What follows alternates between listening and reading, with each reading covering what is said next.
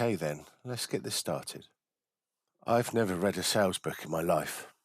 Not because I don't believe in learning, it's because everything I've learned has come from doing it the hard way. Building things, getting things wrong, figuring them out, then doing it all over again. This podcast is called I Don't Read Sales Books. It's not a podcast about theory or the perfect way to sell. It's about what actually happens when you're building a career, building a business, leading people, losing things, rebuilding, and trying to work it all out as you go along. My name's James, and this is my story. I left school when I was 16. University and full-time college never really appealed to me. I just wanted to get out there and start living my own life. From about the age of 11, I was all about earning a bit of money and having some independence. Paper rounds, Saturday jobs, anything that gave me a bit of freedom. Like most teenagers, I loved going to gigs, spending time with friends and enjoying life. But I also liked earning my own money. I liked the feeling that I was building something for myself. After a few different jobs, I eventually became a qualified mortgage advisor. For more than 10 years, I advised clients on mortgages and secured loans. That was my first real exposure to professional sales. There weren't online courses or motivational videos, it was just learning the product, understanding regulations, having real conversations with real people, and knowing that the decisions you helped them make genuinely mattered. But you also had pressure. It was targets, the peers, people who thought they were better than you. You learned very quickly that if you didn't understand people, you didn't last. Looking back now, that was where I learned the real foundations of selling. After more than 10 years advising clients, I realised something. I didn't just enjoy selling, I enjoyed building.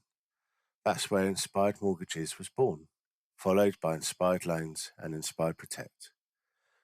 I started with just 3 people and eventually grew to more than 30. And that's where everything changes. You stop thinking like a salesperson and you start thinking like a business owner. You're no longer just selling, you're creating the products, building the processes, hiring the people, leading the team, and developing the marketing. You're solving problems every single day, and the pressure becomes completely different. I remember sitting there thinking about payroll, not just whether I'd hit my own target, but whether everyone else would get paid. Nobody prepares you for that. When you're building a business, there isn't a switch that turns off. The business becomes part of who you are. And that's where I probably learned the biggest lessons of my career. There was never a playbook. You figured it out, or you just didn't. When I look back now, the biggest lessons didn't come from one job. They came from all of them. Whether I was advising clients, building a business, leading people through uncertainty, or making decisions under pressure, the same principles always seem to come back. You're dealing with people, you're dealing with pressure, and you're making decisions. The environment changes, the job title changes, the responsibility changes, but those fundamentals never really do. And when things don't go to plan, that's when you realise there isn't a script waiting to save you. It's how you think in the moment that really matters. At the end of 2021, everything changed. I was forced to close the business and place it into liquidation. I'll talk more about that in future episodes. But what hit me wasn't just losing the business, it was everything around it.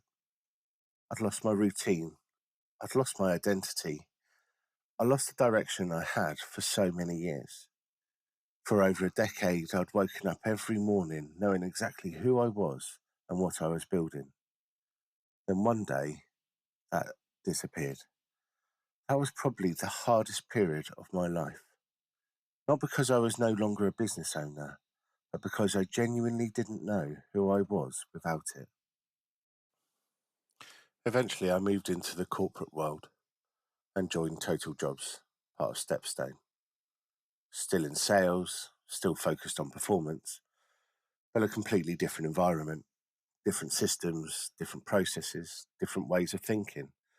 Some of what I'd learned transferred immediately, some of it didn't, and I realised something quite important. I wasn't starting from scratch, but I was starting again, and those are two very different things. I'm still on that journey today. I'm not sitting here pretending I've got everything worked out. I'm still learning, still adapting, and still rebuilding. So, why have I made this podcast? Because I don't really connect with a lot of traditional sales advice. It often feels too polished, too perfect, too far away from what real life actually looks like. Real sales isn't neat. Leadership isn't neat. Building a business isn't neat. Starting again definitely isn't neat. It's making decisions when you haven't got all the answers. It's learning while you're already doing the job. It's making mistakes. It's adapting. It's growing. This podcast isn't about me pretending to be an expert. It's about sharing the experience that have shaped me.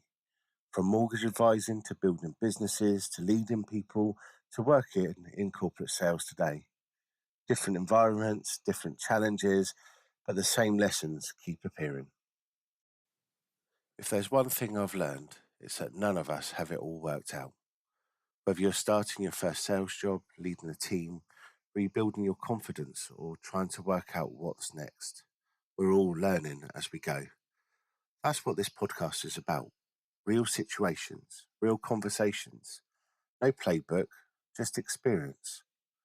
Thanks for listening. Wherever you are in your own journey, I hope you'll join me for the next episode.